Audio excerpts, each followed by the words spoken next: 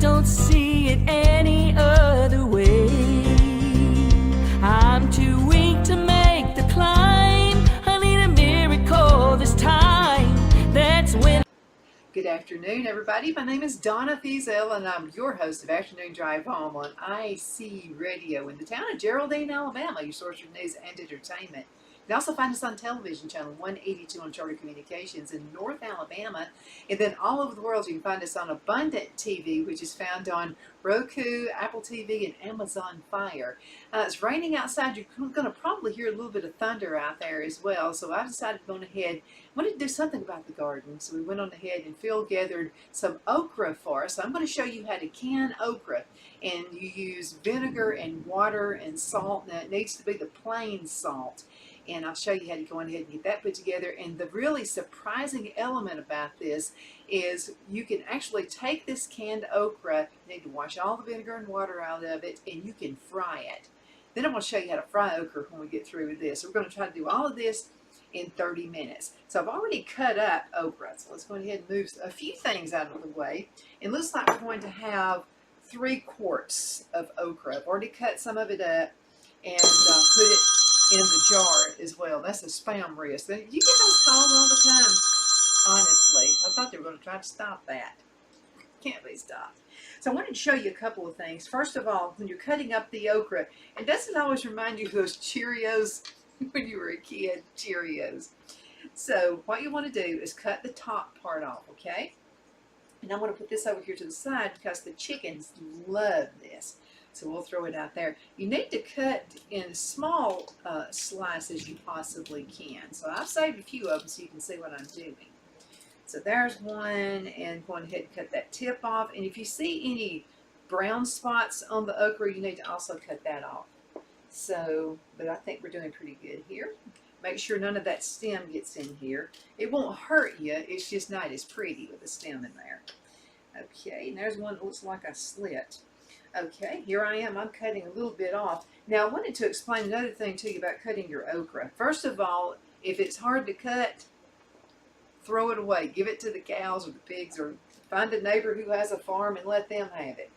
And because cows and pigs and chickens love this stuff. Okay, so I've got everything cut up, and I've got everything in jars, but we're going to save this because I'm going to show you how to fry it. And I've got a really great recipe for doing that. Okay, so let me go ahead and move a few other things out. My little trusty funnel thing, I don't know if that was mother's or my grandmother's, but anyway, that thing comes in handy. It's less mess.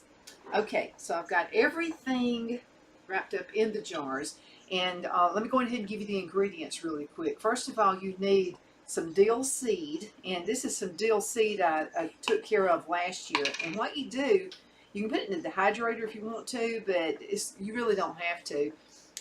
So as my dill is actually coming to the seed form, it'll be kind of like a little bouquet, almost like a flower. And so what you'll do is you cut that off, and with a stem, leave it as long as you can, put it upside down, and make sure you put some newspaper or parchment paper or something down where any of the seeds fall off. It'll catch it. You can also put it in a bowl. That'll help too. But make sure that it's good and dry, because if it has any kind of moisture to it whatsoever, it's going to mold. But you can see, I put it in salads, I put it in everything. But this recipe calls for dill seed. Oh, and also you need to go ahead and start boiling your water. I've got a little stove going right here. I've already started boiling the water for the lids, for the canning lids. But I have in my pot, I have 1 cup water and 4 cups of vinegar. Actually, I doubled that recipe, so I've got 2 cups of water and 4 cups of vinegar. So you can see why it's going to be really important that you drain this out, and you need to wash it when you open up the can, because you want to get all that vinegar out. But I'm going to tell you, this makes the absolute best fried okra, and you're going to think it was just gathered from the garden. It's that good. Now, this recipe came from my cousin, and her name is Maddie Bearden. And so Maddie lives out close to Poplar Springs, out that area, and so she's Mother's first cousin. So it was really, really neat. Close this drawer so you won't see my mess. I didn't catch that part. And so anyway, you'll also take 1/2 cup of canning salt. And what that means is it's not iodized. So you can see it's plain salt. Okay, now you need to get your groceries at Albertville Foodland. Okay, Albertville Foodland is a great, great place to buy your groceries. I get everything there. If you go in the front door, one of the front doors, but go to the one that's over to the right-hand side. And there's always a cart out there with vegetables on it, maybe a little bit old, maybe bananas and things like that. And I know somebody sent me a banana bread recipe yesterday, and so I'm going to go ahead and try that out. I'll get some bananas. I'm going to go back to the grocery store on Friday, and they'll probably have some in a cart. If they're really kind of black looking, if the peel looks black, perfect for putting in the freezer and perfect for making banana bread. Now you may get a little bit of that dark part on the inside. Always cut that off. I don't like that. It wouldn't hurt you. I just don't think it's as pretty. So you'll take that part off, kind of shave it off, and then put it in the freezer. And then when you're ready for some awesome banana bread, you got it. That's going to be awesome. Okay, now I have went on ahead and cut up enough okra for 3 quarts. This is going to be just a little bit under 3 quarts. And I've got my little trusty funnel right here. So we're going to go ahead and start adding the ingredients. I'll go ahead and turn this off. Yeah, okay, I got that turned off. And we've boiled. You've got to make sure that this is boiled, okay? And it needs to be a good rolling boil, okay? And you don't have to worry so much about doing a water bath with these because of all that vinegar that's in there. It's going to last forever. I've tested this out because we've been doing this for a number of years, and just to see how long it'll last, I do have a jar put in my pantry that is, I think it's about 4 years old, and I'm not eating it or anything. I just want to see how long it's going to last and see how vibrant that color is. It'll turn just a little bit of a pale color when you add the water and the vinegar mixture in there with it. Okay, let's go ahead and add the ingredients in the jar. So what we've got here, it's going to call for, make sure I got my ingredients right. Oh yeah, you can put 1 tablespoon of garlic. You can do red pepper if you'd like, and then the dill seed per jar. So I'm going to use 1 tablespoon of the dill seed per jar. I'm putting that in there. Right there. And by the way, if you, let's say it's the time of the year where your dill weed isn't coming up and it starts turning to seed, either one works. Now, if it's the first part of the year, I can go ahead and just use the dill weed. But I'll have to tell you, I really do like the strong flavor the dill seeds give you. Make sure you always keep that lid tight, okay? And I would always put it in a jar. I just think a jar does a better job with that. So anyway, there's my dill seed. And we've already put the plain salt into the water, and that has been boiling. So we got that going on. That's rocking. Okay, now you also want a tablespoon per quart. You want a tablespoon of garlic, okay? Fresh garlic is much better. So let's go ahead and put that in there. So it has that rocking and rolling. And we'll move this out of the way. I'll put him right over here. Now, something I add that Maddie doesn't put into hers, I like to go ahead and add. I like to go ahead and add some sage leaves, and these come from a garden. And you can see what it looks like. And I'm gonna tell you what: if you ever raise your own sage, you'll never buy it in a can again, ever. So I always like to put a couple in each jar, and I like to kind of bruise it. And what I mean by bruising it, you'll go ahead and pull the stem off. See, it's got a pretty thick stem on the very first part of it. So what I'll do is I'll take that and then I'm cut it in quarters. And I'm going to do maybe 3 per jar. It just gives it a really nice flavor. Now, if you like another herb better, it's also good using rosemary. Yeah, that's really good. And sometimes I fry my okra in rosemary. It's got that woody kind of smell to it. All right, so let's go ahead and put that one in there. Again, I'm tearing off the stem. And I wanted to remind you, when you're cutting up the okra, if your knife won't cut through it, toss it. Okay, you need to give that to some farmer, and let his animals have it. Now, you can also save the seed. Yeah, I've done that before too. And okra, I think it's an old original native Indian. I guess I'm part Indian. I know it's hard to believe it, but I am. And I think the Indians the native Indians in America actually had, they I don't know that they invented it or anything like that, but anyway, they grew it. They grew okra right here. So I guess that's why I've got such a longing for okra to eat. I like to, and you can do that with this okra too. If you wanted to put some up and not cut it, or cut it in pieces, you can do that as well. But you can pickle it just like you would dill pickles and just eat it straight out of the jar. But this very same recipe, again, that's going to be 1 tablespoon of dill weed and 1 tablespoon of minced garlic. We got that in there. And then you can use red pepper if you'd like to do that, and if you'd like to have a little heat to it. And then also make sure when you use salt, and this is the ratio to the recipe, you want 1 cup of water, 4 cups of vinegar, and 1/2 cup of plain salt. It does make a difference. What I've noticed about it is it seems to fry better. It kind of gives you the better texture when you use the plain salt. All right, you ready to go ahead and pour this stuff up? And then we're going to seal it. All right, let's see if I guessed on this. So the water has been boiling. Let's go ahead and pour it in the jar. And y'all have told you want to heat the jars. Make sure your jars are well sterilized. Ooh, I just got a whiff of that vinegar. Vinegar is so good for you. You can use it for cleaning. Vinegar is pretty awesome. Let's go ahead and fill this one up.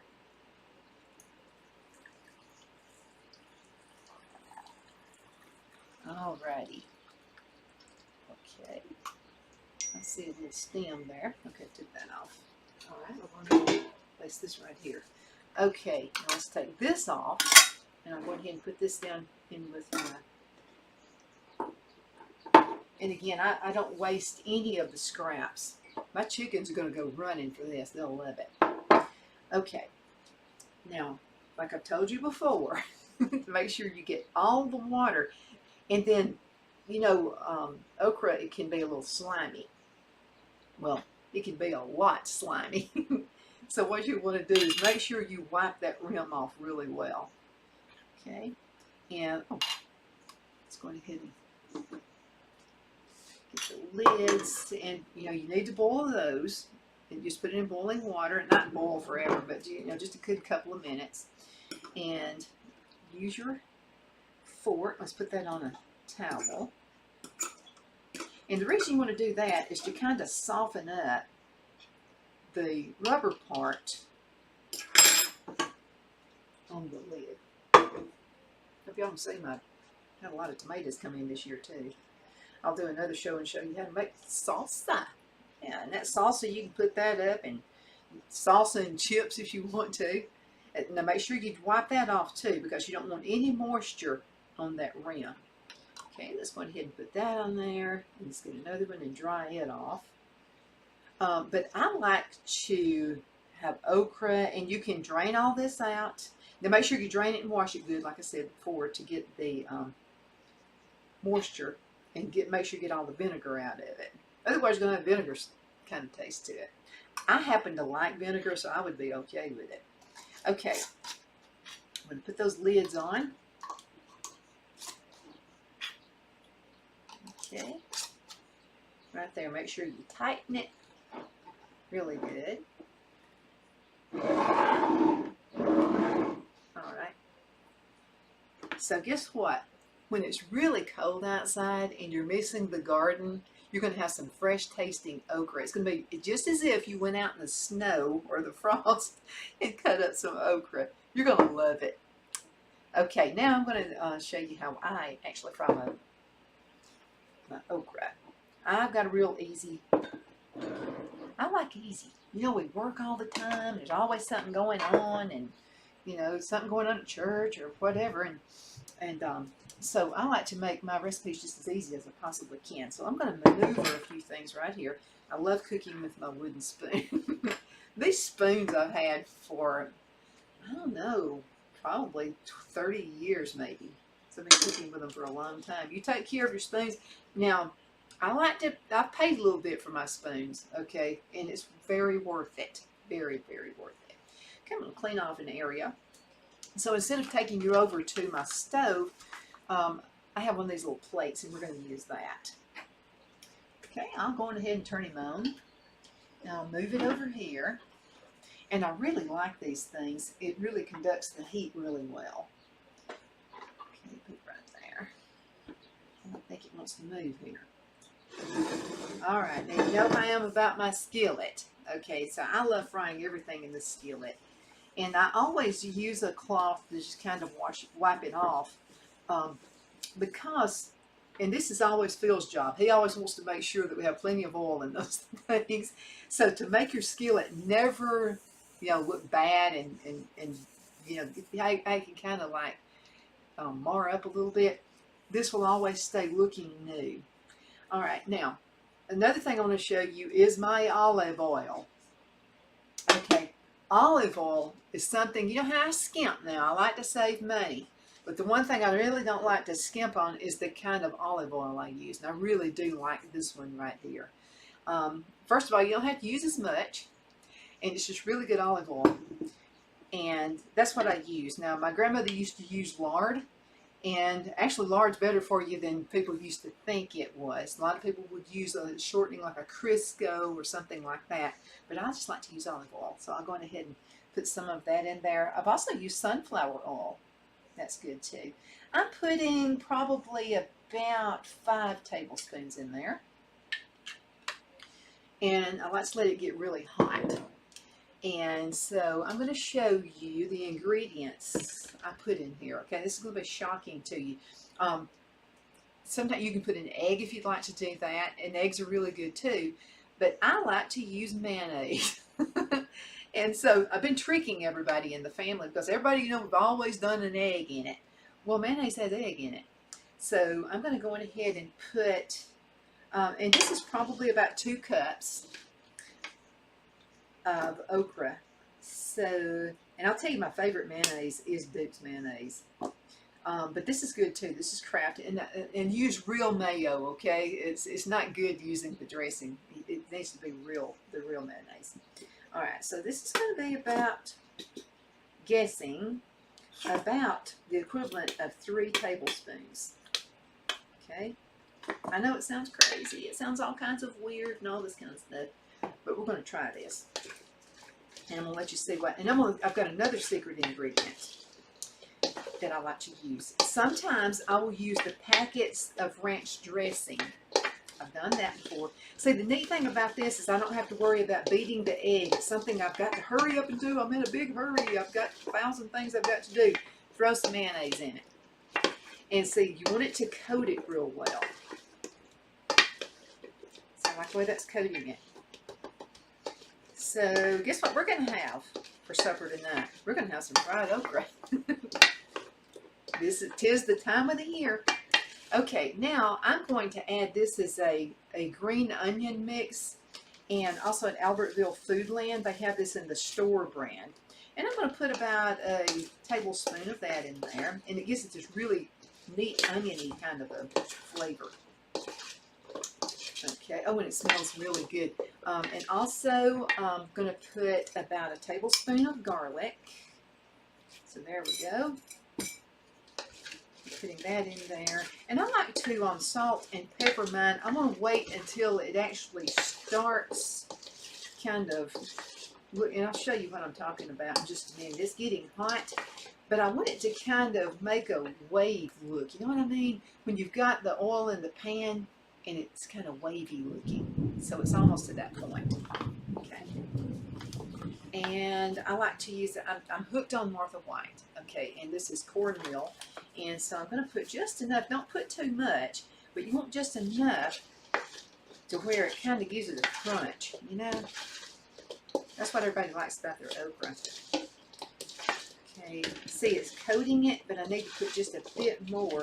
And that mayonnaise kind of, it holds on kind of like a sponge. So it holds on to the okra. And put just a bit more. Okay, of the cornmeal mix. Now sometimes I'll have it. I'll put maybe some flour in there too. But this time we're just going to do it this way. Make sure you got a plenty big enough bowl. If this is not a big enough bowl, there's no such thing. Now, I want to show you. Well, I think I need to put just a little bit more.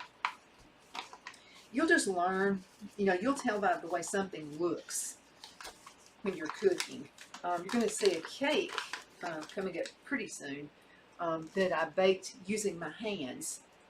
Okay, now it'll start smoking just a little bit. Now don't let it flame up, but let it smoke just a little bit.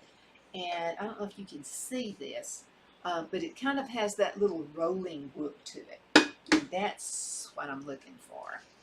Okay, let's go ahead and add this. Now I don't put all of it in there, okay? And I just found it does better. So what I'm going to do is put just about half of that, and you'll hear it sizzle. That's the sound I like. Now don't put it all in there, because if you put it, you'll just add it. Don't you just love that sizzling sound? And in just a second, what I'll do is I'll move my camera down so you can see what it looks like. Oh, it smells glorious with those herbs and stuff in it. I like to put sage. Sometimes I'll put a little bit, let's put some dill weed in it. That tastes good, isn't it? Oh, we're going to put some of that in there. Be creative. And remember, this is your recipe. So if this is something you'd rather have rosemary, by all means, put rosemary in there. But if I would put all of this in there, it's going to cool down the olive oil too much. I don't want it to cool it down. Okay, let's see. My dill weed. And so what I'm going to do, let's move this away just for a second so you can see what I'm talking about. Okay. Make sure you got this. Don't want to damage the top. Okay. See what I'm talking about? So you put just a little bit of that in there. Let's go ahead and add some dill weed. I turn it on high for just a few minutes. Boy, that's going to taste good in that dill weed.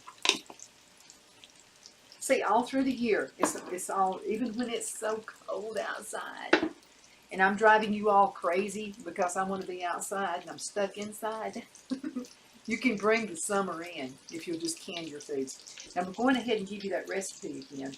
I'm not sure how much time I've got. Oh, I've still got a little time. So what I want to use to this, first of all, to can it, and see, it's already started kind of changing colors. Okay, so in order to can it, what you're going to need is 1 tablespoon of dill seed. Do your own. You've still got plenty of time. Go to a hardware store or somewhere and just buy a dill plant. Now, make sure you keep it watered, because this is the time of the year where everything gets, today we got a lot of water. But you're kind of at the time of the year where you don't have as much rain, and it's going to ruin it if you don't. I prefer to put mine in pots, and you can do that.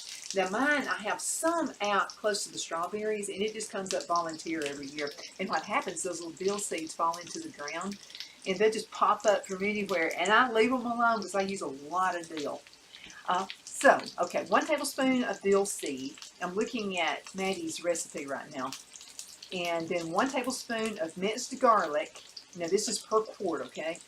And then 1 tablespoon of red pepper if you'd like to use that. And then I get this stuff to boiling here, okay? So I use 1 cup of water, 4 cups of vinegar. And this is now that will make about 6 pints, okay? So I doubled the recipe. I had just a little bit left over. And I don't throw anything away. So all I'm going to do is put this in a jar. And then I'm going to have it for the next batch that comes in. I'll heat that up along with what I've got. And it's vinegar. It's not going to ruin it. So you're going to use 1/2 cup of canned salt, not iodized. It's got to be plain salt. And you can get the Albertville Foodland store brand on that. It's just as good as the national brand. Okay, I think this is calling for me to turn it. And then you'll need 1 cup of water, 4 cups of vinegar. And again, you can use that very same recipe for pickles. You can make some good pickles. Pickles, depends on how big they are. Let's see, I have it turned up all the way. Okay, now I want you to see what I'm doing now. Okay, so I went on ahead and I turned. I wish you could smell this. I'm smelling all the dill. I'm smelling all this great stuff. So what I'm going to do is kind of make a little well right here in the middle. See that? I'm making a well, and the reason I'm doing that is all of the okra that I did not put in is going to go right in the middle, because that's where the hottest part is. It's the hottest part of the stove eye. Okay, and I'm just putting the rest of it in there.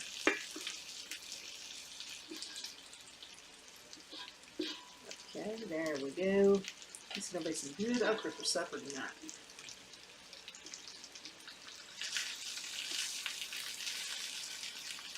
And if you'll do it this way, you're going to find too you're using less oil. And that's the whole idea. You want it to fry, you've got to use enough, but this is using less oil. Okay, looks like I've got just a little bit over 2 minutes left, so let's go ahead and kind of make a little stir on this again. And you can still see the oil in there because I got it hot. And then I put half of it, half the okra in the skillet. And really a skillet will help you save more oil than you think, more than using anything else. So I put half of it in there, fried it, and it's getting a little bit golden brown on it. Then I did a little stir, made a little well in the middle. You can go back and review this video and see what I just did. And then I went on ahead and added the rest of it in there. And so that's how you do it. That's how you cook okra. Now I'm going to salt and pepper it after it cooks. There's something about the salt. It tastes fresher when you do it that way. Okay, we're going to have a show coming up pretty soon. I'm going to show you how to make beanie burger. You ever heard of beanie burger? There's a lady who used to go to church with us when I was a kid, and I loved going to her house on Sundays. And she would say, well, what do you kids want to eat? We'd all yell out at the same time, beanie burger. So what she would do is get ground beef, and then she would scramble it and fry it up.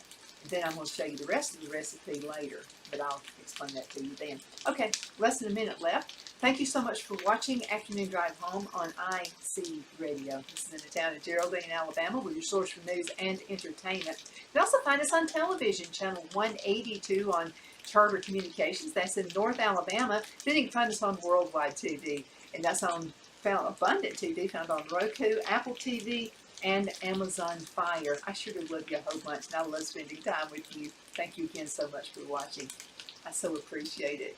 We'll be talking to you a little bit later. Make sure you stay tuned to all of our other shows on social media.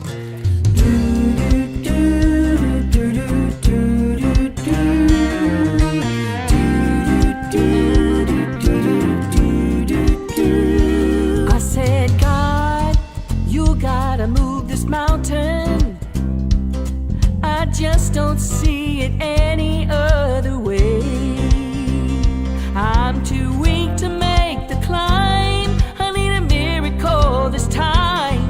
That's when I heard the voice from heaven say, don't tell me about that mountain, tell that mountain about me. Face your fear, shout my name, proclaim the victory. You've said your prayers, now take a stand, get up off your knees. You've told me about that mountain, now tell that mountain about me. Good afternoon, everybody. My name is Donna Fiesel, and I'm your host of Afternoon Drive Home on IC Radio. In the town of Geraldine, Alabama, yeah, a lot of folks are finding out where Geraldine, Alabama is right now. We're located on channel 182 on Charter Communications, which is North Alabama, but worldwide on Abundant TV, found on Roku, Apple TV, and Amazon Fire. We're so happy about that. And thank you so much for watching. We definitely appreciate that. I know you could be doing anything else, but you're listening to this Southern accent person talk like every Friday from 1 to 3 p.m. Central. I have Sherry Height with me today, and she's the executive director with Family Services of North Alabama. And so now Sherry was on the very first show that we aired on Abundant TV, and that is so awesome. I still can't believe I was the first one. I love it. I can't believe you wanted to. Are you kidding me? Well, I know you, so of course I wanted to do it. Well, we're happy to have you on board. And so, but I'm always happy to have you on the show. We've been doing this for years.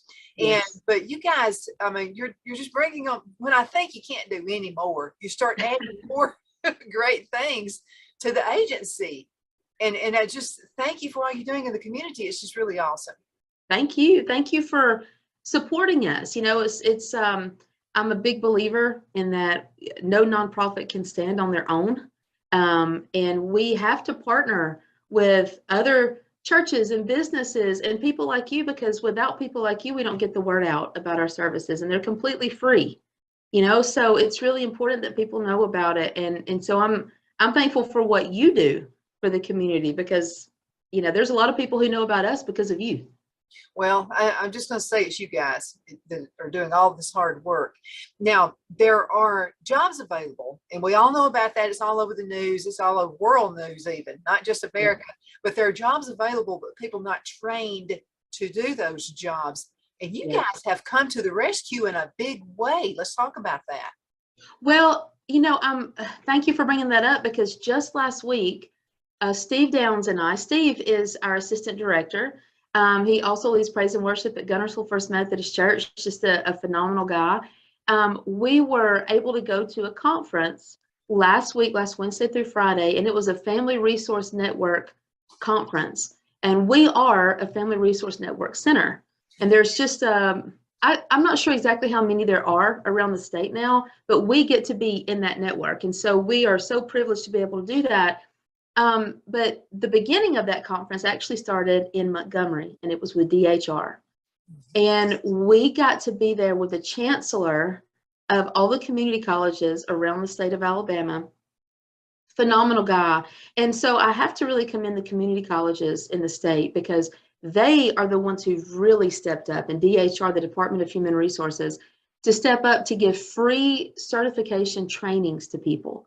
And so we get to be a part of that, because we receive some money from DHR that flows through the Family Resource Network Center. It's kind of confusing how all that works, but there are so many things available within adult education in these community colleges. So for example, if you wanted to go and become a forklift driver, or a medical assistant, or phlebotomist, or in food service, there's certifications for those that maybe some take 8 weeks, some takes 12, some take 16. But if you go through us, or there's certain elements within the community college as well, you can get that for completely free. Welding, CDL, driving trucks, you can get those certifications for completely free. And so we are very fortunate to be able to be a part of that, because there's a lot of people coming here that they don't have jobs, or they don't have a GED, so we can help them get a GED. We can help them get a certification. People who are on SNAP benefits or food stamps, they want to come off government assistance and get a job, so we can help with all that. And workforce is booming. I mean, there are a lot of companies just begging for people to come in and willing to help pay for things like that. So yeah, that conference last week was very eye-opening, and I have to commend our more local colleges in our area, of course, Sneed State Community College and Northeast Alabama Community College. Northeast, I just had a meeting with them, I don't know, maybe a month ago, and I was shocked at how many locations they are in. I mean, they do adult education and GED classes and parenting classes and all that. So we're partnering with them. I'm actually doing a presentation there tomorrow for their faculty about our services. And so they have become such a wonderful partner. And these community colleges, they're really busting it right now. And I'm very impressed with everything that they do. And I'm amazed at how much more they continue to do. So they're all in it. And I'm going to tell you what, now you can go to college and that's fine, but let me tell you what happens with some companies is you're going ahead and get that certificate, and you get in there and you really prove yourself. I mean, you sweep the floors if there's nothing to do, pick up a broom, do something, and they're going to keep you there. Okay. They will not let you go. They'll hang on for dear life. But another thing is, if you decide later you'd like to go to Sneed, or you'd like to go to Northeast Alabama Community College, and maybe just, kind of get a degree or something like, just Yeah. take some classes. Sometimes they'll reimburse you for that. I know a lot of Yes. companies around here do that. Yes. Happy to. Now you got to keep up the grade point average, Of and you course. got to promise you'll be with them a year or something like that. They'll just be Yeah. something like that. But they love employees who want to better Yes. themselves. Companies are really begging for workers right now, and not just workers, but good workers. And I think back about before COVID, before the pandemic, how things were. We took so many things for granted. And I don't know about you, but now I can maybe go out to eat, or I can go to a store, and there's a shortage of so many things. But one of the big shortages is just people. People willing to work. And so really, one of the things that I said to Steve last week, as we were in the DHR meeting, I looked over at him, and they were talking about all of the classes that they have. I mean, for people who maybe want to get better at reading or math, or some people who don't maybe really know how to work a computer, like they have all these free classes for them. And I looked over at Steve and I said, what I'm hearing is there's just no excuse. And he said, exactly. Mhm. And yes, the people here in the state, they did a great job presenting all that. They do a great job in getting all together, and then the community colleges partnering with them. It was great. It was a great conference to be at. I know it was in the Northeast Alabama Community College. Melissa Ledbetter, and she's on the show quite. Make sure you tell Melissa hello when you see her tomorrow. I And sure will. I'm gonna tell you what, they are just, it's in their hearts. I mean, Yeah. I don't think I've ever seen a better set of community colleges like Sneed in Northeast Alabama, where they Oh. actually care about Yeah. the kids. Yeah, they really, one of the things when I met with them, and I guess it was about a month ago, I'm not sure now, but one of the things we started talking about is the concern. So one of the concerns was, we have some people coming in saying, I want to get a certification in, I'm just going to say welding. Let's just say welding. Well, that certification can take maybe 12 weeks. I'm really not sure if that's exactly right, but it's about 12 weeks. But they can't afford to go and sit in a class for 12 weeks and not make money. I couldn't afford to do that. I don't know if you could. I mean, there's a lot of people who can't afford just to be without an income for 12 weeks. And even though the payoff is going to be great, it's that 12 weeks that would be really hard. Bill's still coming in. That's right. Bills don't stop. So we have the opportunity to partner with them and say, okay, if while they're learning, we can pay them $10 an hour for 30 hours a week for 8 weeks. While they're learning, they can just be sitting in a classroom, and we can write a stipend out to them. And so it's those types of things that if the college can't do it, we can, or if we can't do it, they can. And it's just a really great partnership that we're forming. And so I'm excited to go there tomorrow and hang out. Now, I went to Snead, so I'm a little partial because I'm a Parson, and played softball and tennis there. But Northeast, the more I spend up there, the more impressed I am with just all they have going on, and the span. I mean, they have just expanded so much, and they're about to build this big building for workforce, and it's just so impressive. It blows same my thing. mind. Sherry, it blows my mind. Sherry Hyde is with me, by the way, and she's the executive director. But I wanted to mention this, and that's the jobs that you can get with a certificate. That, and you have no college debt. I would think any young person, if I were young now in high school, I'd be going down 2 of those jobs. Yes. I'd have a house paid off in no time. I mean, Yeah, I'd they buy were my own talking about house. this. Yes, they were talking about this last week. Forklift drivers or welders, whatever. And I looked over at Steve and I said, I may go and get me a certification in welding, because the truth of the matter is, so many people who come through our agency who may go and get a certification in welding, in just a few weeks or a few months, they're going to be making probably twice as much as me. Mm-hmm. And I think, okay, I need to go and do this, So it's really, it's a great thing. Those certifications, the trades are paying so much right now because there is such a shortage and such a demand. So it's exciting to be on this end of it and see people changing their whole life. and we get to be part of that. About this is really awesome too about the trade jobs is the trade jobs will actually, whatever your life does, like you're young and you just graduated out of high school, you get that certification, you can be a welder and travel and do underwater welding. Yes. Want to do that when they're fresh out. And in most cases, they're going to pay for your hotel for whatever, however long you stay there, and it's going to pay bukus of money. Well, all that money, you can get that and save it. By the way, you need to save, okay? Don't spend it as much quick as you get it, but save it up and maybe pay off for a truck or a car or SUV. Go to Bobby Ledbetter, Twin City Used Car Sales, and get it. Or you can go ahead and save up for a house. And I mean, I've been sponging off my parents for a while until I get enough money so I can pay cash for a house. And then let's say you get married. Okay, well, you know, and you start having kids and stuff, you know, you can't travel like you could before. Well, you can start working with somebody and, you know, working for another company, and or maybe even be an independent contractor and just contract out to companies. Yeah. Big demand for that too. Absolutely. Yeah, my niece has a friend, when he was, I think maybe 21 or 22, he's close to 30 now. But starting at 21 or 22, he was traveling. He would stay 6 or 8 weeks at a time doing welding jobs, making over 6 figures. And instead of staying in hotel rooms, he bought his own camper. So, in a really nice truck. So he was like, if he got a job out in Texas, he would go stay there, take his truck, take his camper, take his dog, and he was set for 8, 12 weeks, something like that. And then he would go on somewhere else. And I just thought, man, that is really, really cool.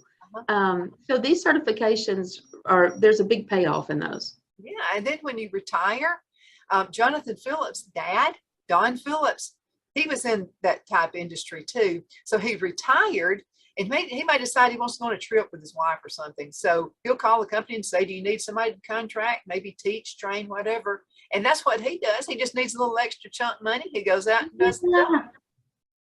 How wonderful is that?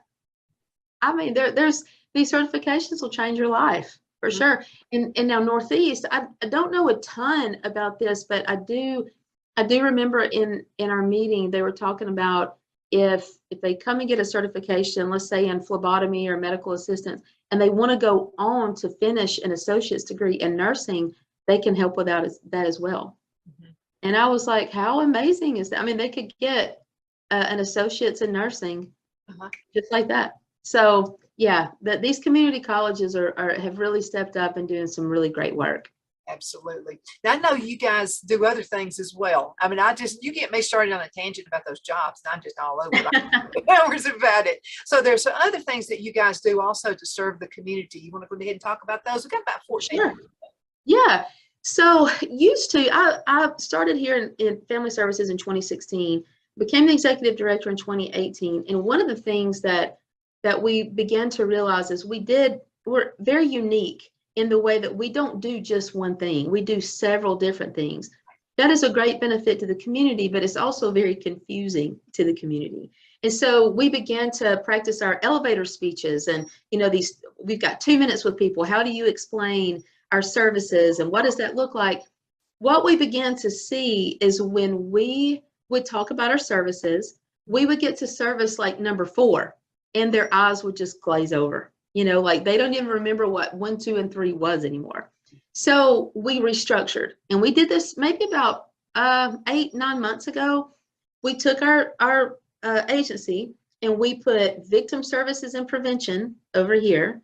And then we put workforce development and education over here, and everything falls under that. And it's just really easy for us to remember, so we can convey that appropriately, but also it's easy for the community to remember. And anything that we do will fall under those 2 categories. And so under the victim services and prevention, we serve victims of sexual assault and human trafficking ages 14 and up. And what that looks like in Marshall and DeKalb County is if there is someone who has been raped within 72 hours, then we can do a forensic exam in our office. And it makes it more comfortable, it's more confidential. Now, if let's say they were assaulted 20 years ago, we still offer free counseling to them. We also pay for 10 sessions of therapy as well. So that is a really big thing. We are about to, I'm not sure the time span on this, I want to say by the end of the year, but I'm not really sure. Maybe it's the first of next year. We're going to be, we do what we call SANE A right now, which is Sexual Assault Nurse Examiner for adolescents and adults, and that's ages 14 and up. But we're about to add the element of SANE P, which is Sexual Assault Nurse Examiner for pediatrics, and that's 13 and under. So unfortunately, right now, if you have a child 13 or under, we don't like to think about this stuff, and we don't like to say that it happens, but it does, unfortunately. If there is a child 13 or under who has been sexually assaulted, if they're in Marshall and DeKalb County, they have to drive to either Birmingham or Huntsville to get services. Well, the Children's Advocacy Center in both counties, Marshall and DeKalb, they're phenomenal. They do great work, but they can't do those exams. So if they need an exam, they have to drive all that way. Well, what happens is you lose people. Some people don't have transportation. They don't have gas money. If you're in Eider and have to drive to Birmingham, that's a long drive. And those exams can take 3, 4, 5 hours. If you're in Mentone and have to drive to Huntsville, that's a long drive. So you lose people.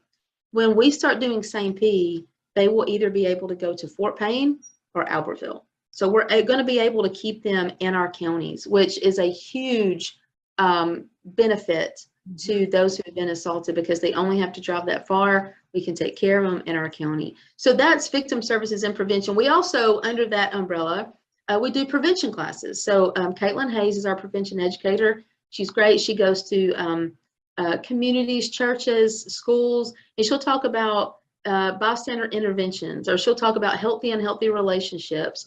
And then we have the advocacy part, where if there's a victim that comes in and they need better housing, or they need clothing, or they have been physically abused, then they will find those resources for them and steer them in the right direction and do some counseling. So that's victim services and prevention. And then we've got workforce development education, our second program.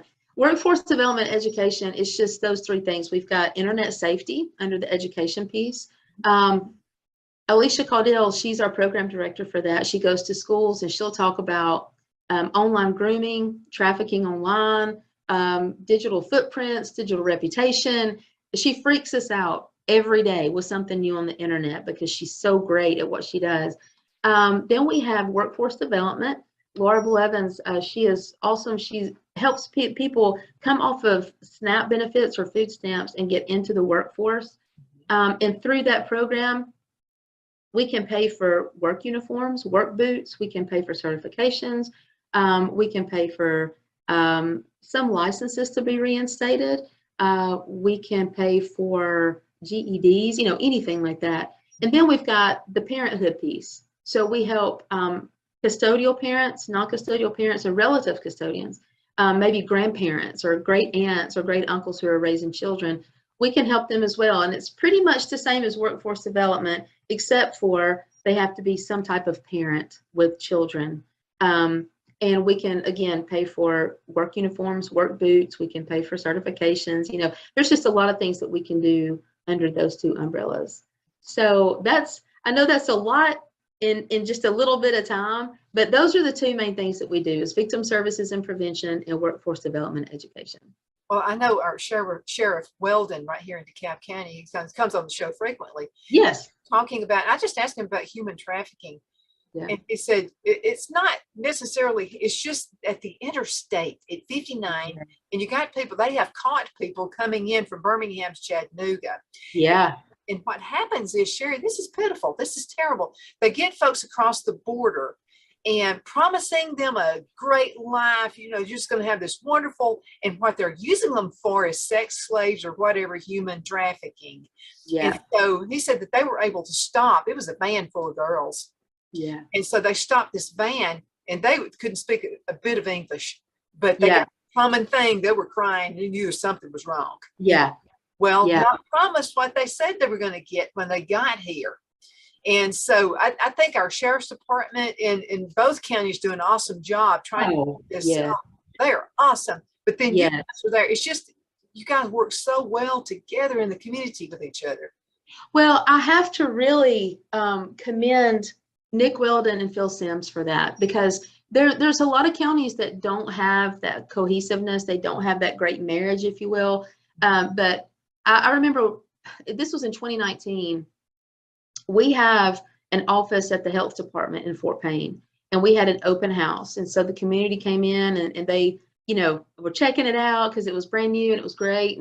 And of course, Sheriff Weldon was there and some of his deputies, and he spoke. He always is, he's just right there anytime we need him. But one of the things that he said to me that just meant so much, I thanked him and I said, I just want to say thank you for always supporting us. And he said, hey, you're an extension of us. He said, I treat you guys the same way as I treat our deputies because you're doing the exact same thing, just in a different way. And I appreciated that because you don't see that a lot of times. When you have advocates, a lot of times advocates and law enforcement, they kind of rub each other the wrong way. But we've been so fortunate with Nick Weldon and Phil Sims. They see us as an extension of themselves. And because of them, I'll tell you this, in 2019, I was invited to go to a human trafficking training at the Sheriff's Department, DeKalb County. Didn't really think about human trafficking that much. Teresa Collier from the Fusion Center was there. She was facilitating the training. And one of the things that she said was, when there's an exchange of money or an exchange of goods, then that's trafficking. And it just hit me like a ton of bricks. So many, I would say maybe even close to a majority of the people that we serve within victim services and prevention have been trafficked in some way. And I was like, oh my gosh, because we see parents selling children, we see partners selling their spouses.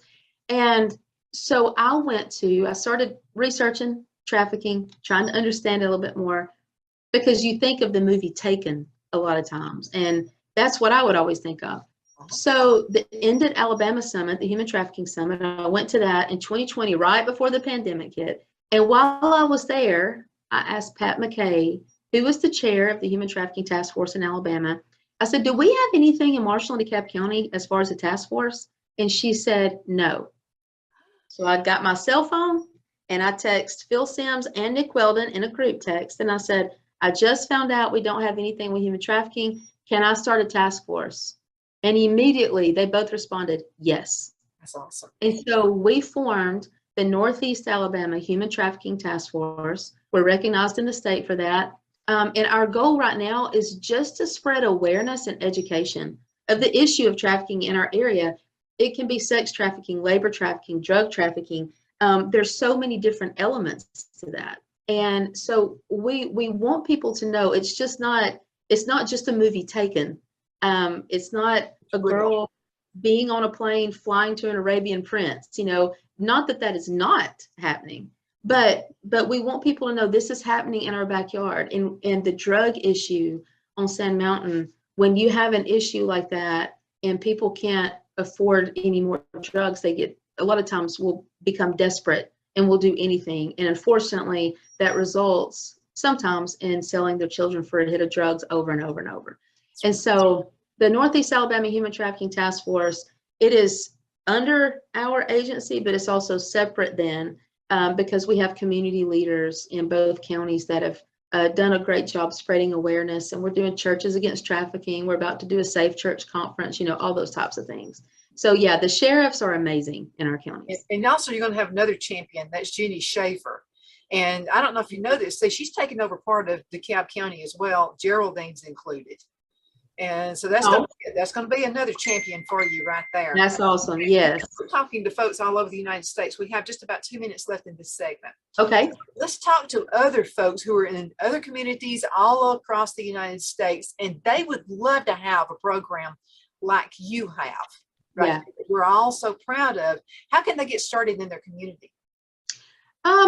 Well, I think getting in touch with a center, maybe like ours or somewhere in their state. And because one thing I've learned is not every community is the same. The cultures are different. Sometimes the people look different, act different, speak different. And we of course have such a high Latino population. We try to build bridges to that community to be able to let them know about our services. So I think it's really important to reach out to either their state coalition of something that they want to do, or reach out to some agency that resembles something that they would like to do, and go from there, because every state is so different in how they need to set things up. And I will be glad to. They can contact me anytime, and I'll be glad to hopefully steer them in the right direction. Absolutely. Sherry, how can folks get in contact with you if they would love to have you come and speak about the service you guys have? How do they do that? Yeah, my cell phone number is 256-612-4072, or they can contact me with my email. It's Sherry, SHERRIE, at familyservicesna.org. There you go. Sherry, thank you so much for being such an angel. We love Thank you. you for having me again. I love it. You contact me anytime. Absolutely, girl. Okay, folks, let's go ahead and get ready to take a break, and we're going to be right back in just a few minutes with another segment. Thank you, Sherry. Love you bunches. Thank you, Donna. Thank you. Hey, look, I'm going to take a picture right here on my phone of us. Ready? Got it. Thanks, Donna. Have a great day. Those pictures. Okay, we'll see y'all again in just a few minutes. Bye, Sherry. Love you.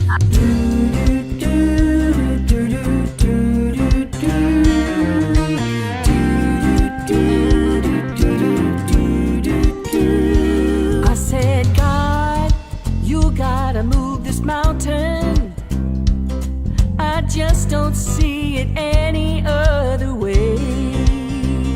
I'm too weak to make the climb. I need a miracle this time.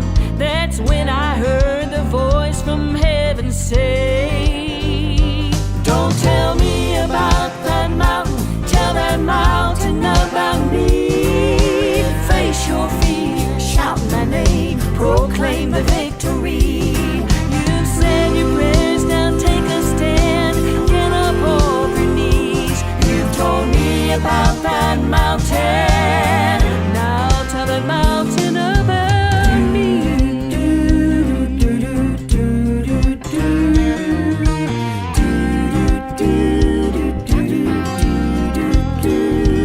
Introduce the problem to the answer, and you will see that problem step aside.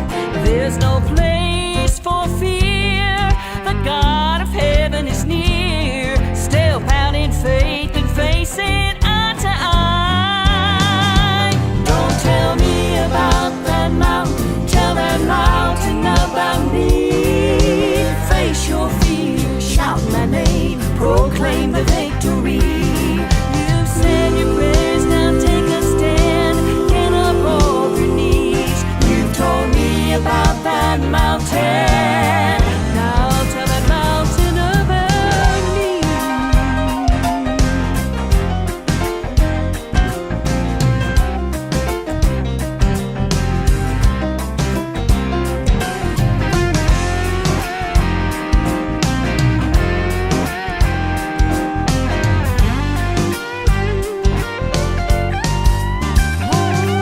Don't tell me about that mountain, tell that mountain about me. Face your fear, shout my name, proclaim the victory. Don't tell me about that mountain, tell that mountain. Good afternoon, everybody. My name is Donna Fiesel, and I'm your host of Afternoon Drive Home on IC Radio. In the town of Geraldine, Alabama, we're your source for news and entertainment. You can also find us on television two different ways, Debbie. You can find us locally right here in North Alabama, and that's channel 182 on Charter Communications. You can also find us nationwide. Oh, I didn't tell you about that, did I?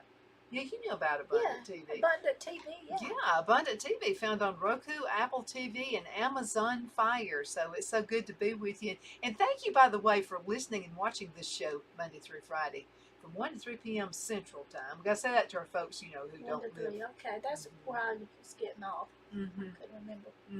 So, by the way, this is my friend Debbie Bryan. And she is a singer. Do you write songs as well? I've written 3. Well, I hadn't. The Lord did, and that's about it. So. Well, I mean, I've never written one. So to me, that's a huge thing, writing songs, writing music. They're on the internet. You can go on there and look at them, listen to them. So. Don't you just love technology? I do. It helps you get that word out there, doesn't it? Where you didn't have a way before. No. But I like to see go a little bit further. You know how you are. Sometimes you want things to go a little faster, but it's all in God's timing, not mine. So, here Well, we our go. timing's not like his. No, not at all. I'm going to give you an example of something. This is when Brad was still in school. He was probably about 14, 15. I was taking him to school, but I was trying to get ready, Debbie. And it was like I was dropping rollers. I was dropping everything on the ground. I was so clumsy that morning. I could not hold a thing. And I was so aggravated with myself. I was like, this is delaying me.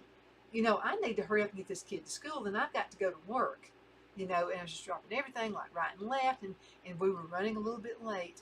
And then so we get in the car and we go down the road just a little piece and it was a bad wreck. Uh-oh. And Brad looked over at me and said, Mom, had you not been so clumsy, we could have been in that wreck. Been in it, yes. And I thought, wow, that's right. You know, See there? I could have been in a You mess. could. Yeah, so from now on when I'm clumsy, I just like whatever, which is a lot. That's me. Whew, I've been clumsy a lot lately. Now you've been on our charts Yeah, but every week. well, I know, but it's getting down to 19, so you know, come on out there. Y'all want to request a song? But to be honest, do anyway. you know how many artists are actually shown on our station? Uh-uh, A lot. There's Really? hundreds of them. There's hundreds. really? People send us stuff all the time, and we put it on there. But what happens is you guys who are the listeners will send requests, and it's really easy to do it. It doesn't cost you anything. Now, you can only do 2 requests an hour. Some of them have tried to do more than 2 requests Oh in an yeah, I hour's had one time. person tell me, Yeah. Debbie, I'm requesting your song. I said, good. Then it said, I can only do it so many times. I thought, well, just one time's fine. That keeps people So- like me who are sporadic, don't know when to stop. Uh-huh. You know, it keeps people like me from like doing it all the. But you can do 2 an hour, and so what you do is just go to the website and you can download our app. Now, the website is icradio.media. You can find it that way, and then all you have to do is just download the app, and then you'll pull up where you can request a song, and then you can just type Debbie's name in and pick other songs too. But they keep requesting the same song. I noticed that, and my songs that I've written is on there. And I'm Mhm. thinking, you're playing them. I hear them every now and then, but Mm-hmm. I don't think they're being requested as much. So They like the old love letter though. I think so. Yeah. I'm gonna play it with my guitar next time. I think you should. Now, she's very talented, so you play the guitar. What else do you do? Watch TV. That doesn't No, count. I play a little bit piano, mandolin, bass guitar, rhythm guitar, Mhm. just harmonicas, just something that's anything with Oh, you music. play the harmonica. I play at it, yeah. Now that's got to take some talent right there. But I'm doing something now. I'm learning. At my age, I wanted to learn something right instead of by ear. So I'm doing something, and when I do learn, I'll let you know later. Oh no, don't do me that way. And she's not going to tell me. No. So you're taking lessons. Uh-huh. Mhm. Yeah. Yeah, but there's something about playing by ear. I play by ear all the time, but that's about the gist of it. So I wanted to get something sound real pretty. Yeah, and I heard these recordings. You sound an awful lot like Loretta Lynn. I mean, so she has this song. It's an MP3. It was on her phone, and she said, "Listen to this." And I'm like Loretta Lynn. And you said, "No, that's me." Uh-huh. Yeah. A lot of people said I sounded like Loretta Lynn. I thought I would love to meet Loretta Lynn. But I was this close to meeting her. Mhm. Her, manager, Tim Cobb, was at the bus at the door, and my daughter handed him my guitar to hand to her to sign in the front seat of the bus. So, but I did get it signed by her, but I haven't met her yet. I'd love to. Though. I would love to. And one of my favorite movies is Coal Miner's Oh, Daughter. yeah. I mean, I could watch that every night. I just love it because I like how she was truly rags to riches. Yes. Yes. And I remember seeing, and this is something I remember my grandparents talking about. They said, back in their days, they might use newspaper for wallpaper. Oh Lord, I remember those days Mhm. when I was a little girl. Mhm. I sure do. Mhm. That's a long time ago, but yeah, I remember that. And it was back in Kentucky, right? And That- Dad was a coal miner. That was where she lived. They worked hard. Uh-huh. Very hard. But I remember newspaper on the walls back in the day Mhm. a little bit. In fact, I think it was those black and white funny papers that we would put on there. So, oh yeah. Now, where'd you grow up? Well, I was born in Cedartown, Georgia, Mhm. and we moved from Georgia down to Alabama when I was in the 3rd grade, Mhm. and been here ever since. So I'm really a Georgia cracker Uh-huh. by heart, I guess. I've been doing a genealogy, and and that's on the mother's side of the family, and it's my great grandmother. And I want to go ahead and do this because I'd heard my great grandmother was about half Indian, and so yep, right here. Phil says he can tell when I get on the warpath that I've got I've got some Indian in me. I know it's hard to tell by looking at me, but you can look at my other family members and you can see the Indian in Cherokee? them. Yes. Oh, I'm Cherokee. The I have some Cherokee, and I think my great grandmother was full blooded. Uh-huh. That's what I've been told. Mhm. I haven't chased it down Mhm. to find out, but that's what I've been told. I'm almost afraid to chase down my family too much. I don't know what I may have done, but just checking the genealogy, you know, and seeing what all we are. Most of our family came from England, Yeah. and they came on the Mayflower. Oh, now that's a little bit old. I mean, Uh-huh. we ain't going there. No, they weren't on the Mayflower, not the original one, but they did come over here. And I'll tell you what, they love being Americans, though. Yeah. They just always talked about how, you know, and they had been told stories. They hadn't been through what my great grandparents had been through, but they'd heard all the stories and talked about how wonderful it is to be American. Yeah. But it is. I'm proud to be an American. I am. For at least we know That we're we're free. free. I thought you were going to start singing. This I was song. about to, but I thought I better not. No, you didn't go ahead and do it. But I mean, there's so many freedoms that we have now. Oh, yeah. Freedom to sing. I mean, people in other countries who want to sing Christian music, I don't know, that's banned. Yeah. I mean, they can be put in prison. Yeah. And right now, you can sing. I know that's right, and I'll probably be singing when my toes turn up and then some. Mhm. Because that's where my heart is. First of all, my heart's in Him, Jesus, and then my music. And I'm no professional. I would love to be. Given the chance, maybe over the years, I might have done a little bit better, but I don't know.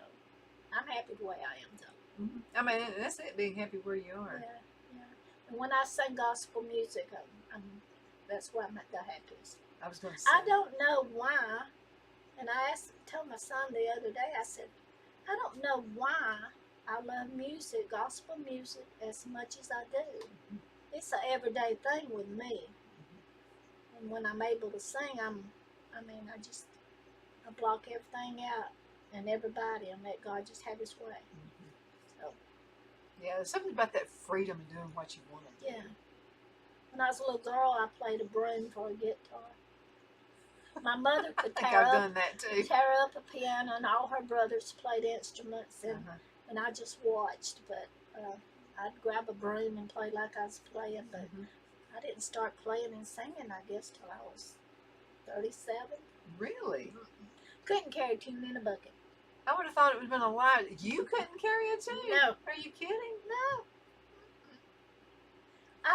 Could have. I guess I was too afraid and shy. You didn't take it serious. I didn't try.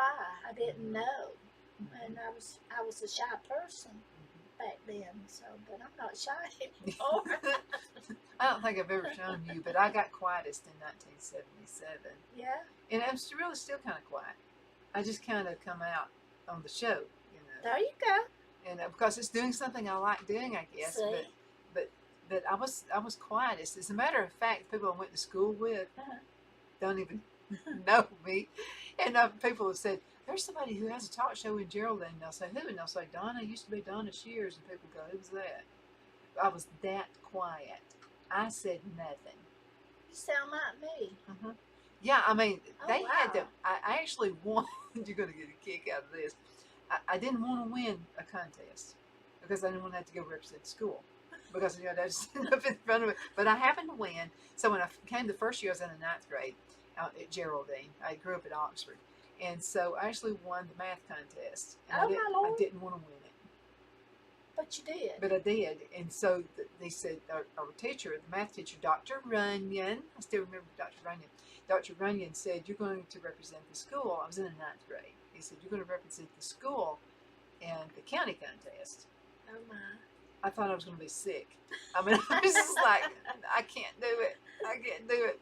And but I did. My grandparents got me all riled up and ready to go for it. Then the next year was the typing contest. I did not want to win the typing contest. I won it.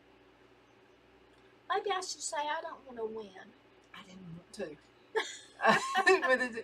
when I was the first one and the bell rang, ding, and I didn't hear anybody else's rings going off. And I thought, no, I don't want to win this. And so I was kind of dragging it just a little you're bit. meant to be. You're meant to be there. Well, you're meant to be there. And I did not want to win. And so, because I just didn't want to get in front of the crowd. Well, really, I didn't. I wouldn't get in front of the crowd. How did you overcome it? Because you're certainly not quite now. Well, it's singing It's gospel enthusiasm music. about what you want to do.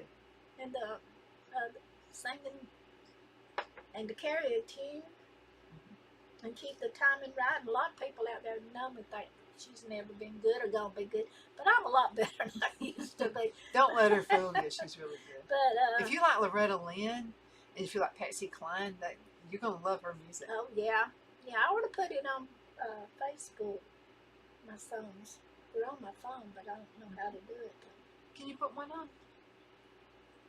Let's put it on the show and let's do the coal miner daughter one.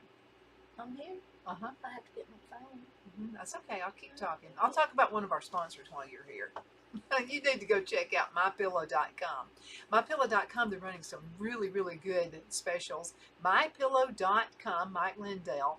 And the really neat thing about Mike Lindell is he's a Christian, he's a conservative, and he really cares about his customers. But they're running some super deals. In order to get those deals now, you got to put in a code. And that code is Donna, D-O-N-N-A. So make sure you do that. They have sheets on sale that are more than half off. And also you can receive his free book. I mean, he wasn't always a Christian. And so Mike Lindell was, he was a drug addict back in the day. So, I mean, go ahead and check them out, mypillow.com. And also go to the Cattle Stampede Steakhouse for your lunch today. Yeah, lunch begins at 11 o'clock. And from 11 to 2 o'clock, you'll be able to get the special. It's 5 entrees, less than $5. Five of them. You've been out there. Oh, At yeah. the Cattle Stampede Steakhouse. And also don't forget to check out Bobby Ledbetter at Twin City Used Car Sales as well. Now, Bobby's done a lot of stuff for this community. Absolutely. Feeding folks. Bobby Ledbetter. Mhm. Yeah. Yeah. And when COVID hit, he was out there in communities feeding a lot of folks, along with Miles Smith, who owns the Cattle Stampede Steakhouse. We're going ahead and check out with those guys. These are people who do stuff for your community, which means they're doing stuff for you. Okay? You want to talk about the song before you bring it in? It's just coal miner's daughter, and I was cutting up at home with my PA set, and I had a CD karaoke. I thought, well, I'm gonna try it, and from there it went to this. So I hope it's the right. You're song. going to love this. I hope it's the right song. Are you ready? Yeah, I'm ready. Will Go they- for it. Will they be able Make to sure you hear turn it up loud enough. it? Okay. Here we go. Maybe. Let me know if you can hear it.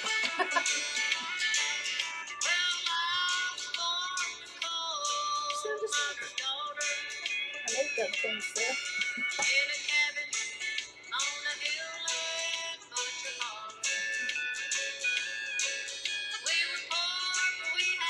And they do it.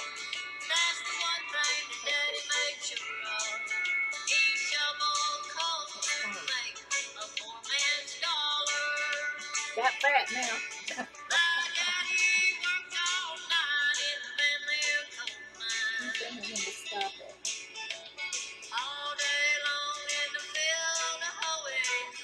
Oh, and cool.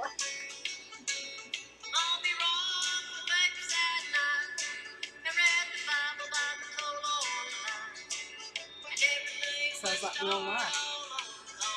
Real life.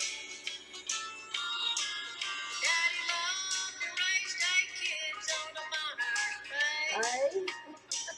It's like good. Nope, it's not good. Let's listen to this one. Okay. Sounds good. Nobody listened anyway, would they? Oh, Lord.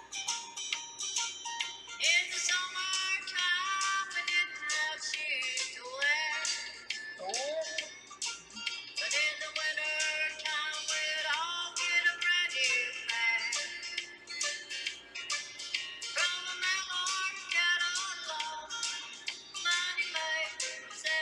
Called.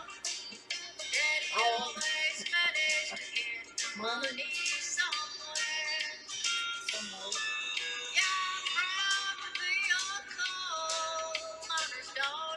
Wonder what they're thinking. They're thinking that's the Loretta Lynn. They're not believing that she did. I don't know.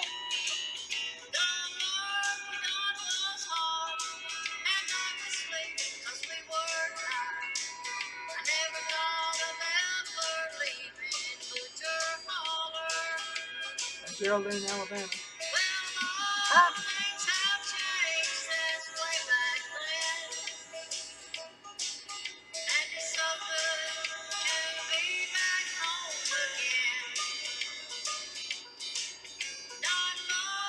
I played on my guitar too, You playing on the guitar there? but I did. I'll show you a picture of me when I was in my 20s with long hair. That sounds good. I mean, you sound exactly like her. If she was ever leading somebody to sing, maybe she gets laryngitis or something. She could be out on the stage mimicking, and then you could be singing in the background. Could be a call for that. I would love to do that. Well, I had somebody to ask me if I would come up to Nashville and imitate her. Mhm. And I said, what do I need to do? He said, you'd have to sing in the bars. I said, no, thank you. I said, I'll just sing at home. So I didn't want to go sing in no bars. A lot of people think that's how they get started. Yeah. If I can You might sing get a dragged gospel into song, something. I would, I'd be glad to go in there and sing to them. But yeah, I don't know. So how did you make your voice? I mean, how did you learn to sound like her? I'm just plain simple country. Just country as it can be. Sound a little more sophisticated sometimes, but not most of the time. I'm just plain. Now let's talk about the songs you've written. Yeah. And so, which one is your favorite? Do you have one on there that you could put? Yeah. Yeah, put one on there. Well, the one I like the most of all is "Don't Worry About Your Mama." I'm with the Lord. That's my favorite one. So how long did it take you to write that song? Not long. Not long at all. And that's if you died today, where would you be? I think it's good. And then there was one that I wrote that a young girl, she was I think 12. Her mother and daddy was getting a divorce, and the name of that one is "Jesus What's Wrong with Mom and Dad," and that's where that came. We play that one here on the Yeah. station a lot. Yeah. Well, that's how come me to write that song, because she was crying and asking me why all this and why all these questions, and that song just popped up. Well, let's play that one. A lot of folks are going through that right now. A lot of young folks. You know, they don't know what to do. You know, parents getting a divorce. What does that mean? Does that mean I'm not supposed to be here? That's not what that means. That you're supposed to be here. You are here. I hope this is the right one. I don't know. Dang. Might be sound effects. I'm not sure. That ain't the right one. Keep You talking. changed your mind, folks.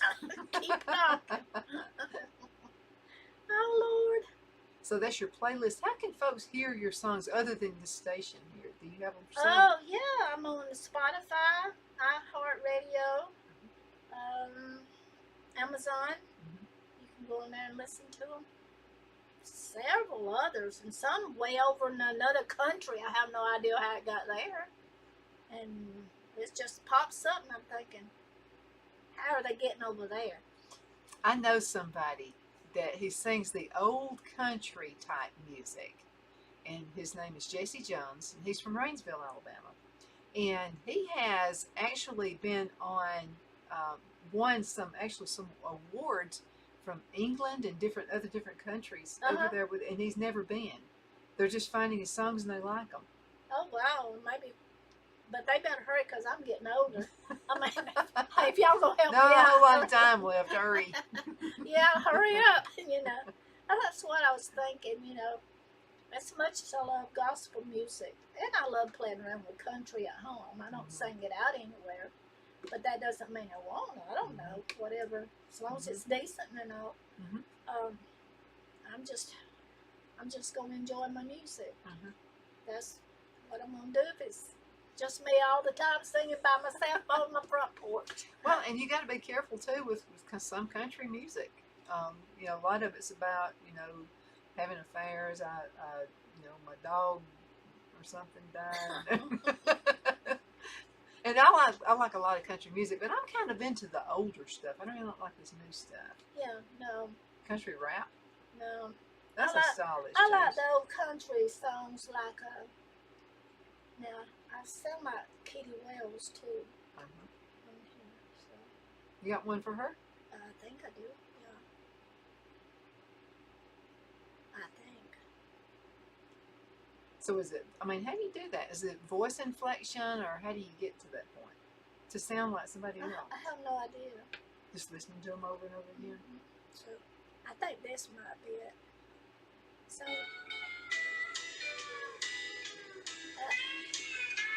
this is me. As I sit here tonight, Such a keep smart on punch. playing. Anyway, I think you sound exactly like her. well, if I just need somebody to promote me. How about just promoting yourself? I don't know how. I don't either, but there's got to be a way. Well, I don't. If somebody's, Mhm. I don't know. I just stay at home and sing all the time. But I'm gonna sing whether it's at home or under the house or wherever. I can go under my cabin, stand up and sing all I want to.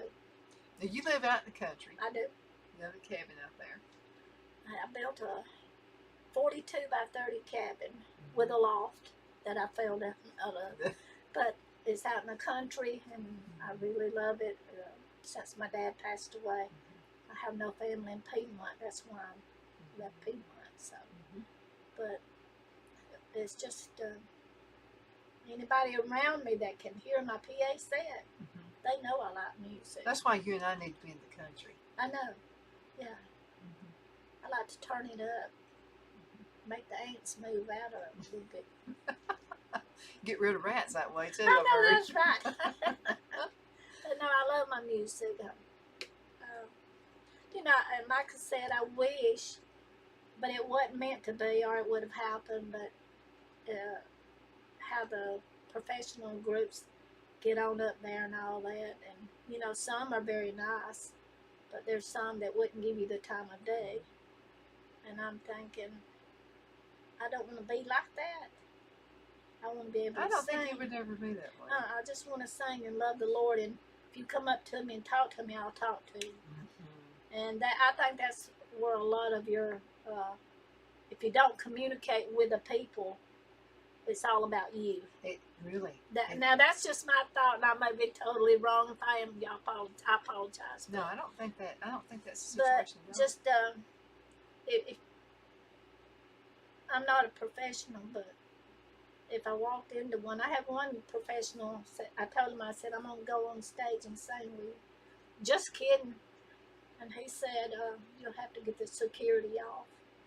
We'll get you off. I thought, and What? this guy, if I called his name, you would think, But I was only kidding to start with. But anyway, but see, you got to be humble. It ain't all about you, or I mean, not you, but the singers. It's about what you're doing for the people and gospel music. I've seen the exact same thing happen in business. Yeah. And somebody will be in business and they'll do really good. And, at first they're really good to the customers, Yeah, and, yeah. and you're just bringing it out there, whatever the customer needs. And then all of a sudden they get too big for the britches. Yeah. And then they wonder why their business is going away. Absolutely. You can't. I've heard my mother say you can't do wrong and get by. So that goes through my head a lot. So I don't want to do wrong, but I'm not. I guess here I go again about me, but I'm no better than anybody, but I'm just as good. Mm-hmm. And I may not sound like you singing, but Yeah, it's but- my way. But this is something I always like to ask singers, and it's, do you want to sound like everybody else? No, I'm just I me. mean, shouldn't everybody have their own? Because this is not American Idol here. No. American Idol, they want everybody to sing and dance. They look like little cookie cutters. Uh-huh. I've been that way. We were moving to Charlotte, North Carolina. I was talking with a realtor, a real good realtor, by the way. She was awesome. And so she kept taking me to places that are subdivisions. And I said, but I don't want to be in a subdivision where I've got to count the houses to see which one is mine because they all look exactly the same. That's right. And I really wanted to be a unique Yeah. area, something to be Donna's house and Yeah. not be like everybody else's. Absolutely. And I would think that singing career is the same way, Yeah. Well, where everybody, because you don't want everybody to sound like you. no. I've always loved Karen Carpenter. I Oh, think yeah. she's got an Yeah. awesome voice, but I wouldn't want anybody else to try to sound like Karen Carpenter because No. she's her. Well, that's me. I'm just me. It's plain, simple country, down to earth, and getting older and fatter. But I think people are wanting down to earth. I think people know, they're tired of Yeah. and I know I am. Yeah, You want people who are genuine. yeah, And I'm not going to get political, but that's what I liked about Trump yeah, because he was a genuine guy. yeah. Absolutely. And he was him. I mean, when you can be yourself in front of somebody and not change the next day, Mm-hmm. that's where you gain your what's the word? The people that like what you're doing. That and your integrity. Yeah, Your that speaks a lot about somebody. Yeah. Their integrity. But I mean, really, when I'm voting for somebody, I'm going to vote for the person who seems more like herself. I don't Yeah. care if they sound rude. I don't care. You can be rude and deliver. That's all I can say. Yeah, yeah. I voted for that guy too, but I won't call his name. But we talked about it that day. Oh, did you? I did. Yeah. He was on here. Yeah, but I'm going to tell you something that really irritated me is, do you know that only about 13% of Alabamians voted What? in the runoff? 13%. Oh Lord. It's straight off of the Alabama Secretary of State's website. Well, then they don't have no room to say Don't anything. say nothing. No. If things don't go their way. If you complain, I'm going to say, did you vote? And if they say no, I'm going to say, sorry. I Yeah. don't want to hear. That's true. Yeah. Well, you know what? We're going to have to go into a commercial break. So let's go ahead and go into a break. And we're going to be right back in just a few minutes. So y'all just kind of hang in there, okay? We'll be right back if I can find it. There it is.